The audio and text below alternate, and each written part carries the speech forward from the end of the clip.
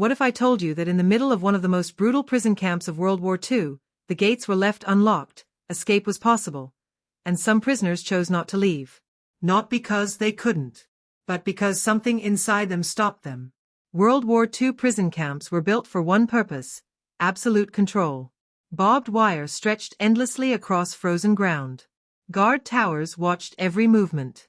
Hunger never fully left the body, and cold settled into the bones like it belonged there. For the prisoners inside, each day was not life as they knew it before the war. It was simply survival, reduced to its most basic form. And yet, in rare and almost unbelievable moments, opportunities appeared. A distracted guard. A broken routine. A gap in security that should have meant freedom. Moments where escape wasn't just possible, it was right there, close enough to act on instantly. But something strange happened in those moments. Not everyone ran. At first glance, it feels impossible to understand. The human instinct is supposed to be simple: survive at any cost. But captivity changes the mind in ways that are slow, invisible, and deeply psychological. Days turn into months, and months into years. The mind begins to adapt, not to freedom, but to the prison itself. A condition known later as learned helplessness begins to form. After enough failed hopes and repeated suffering, the brain stops believing escape is even real, even when it is right in front of it.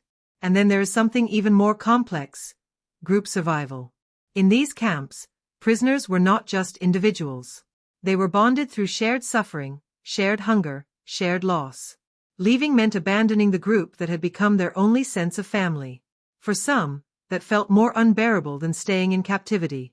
Freedom, in that moment, felt like betrayal. But the deepest shift was internal. After long exposure to control and fear, some prisoners no longer thought like free men. They thought like prisoners. Freedom became unfamiliar.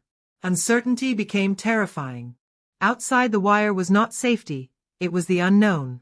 And the unknown can feel more dangerous than even suffering you already understand. And then came the moments that defy logic. Situations where escape was not only possible, but almost effortless.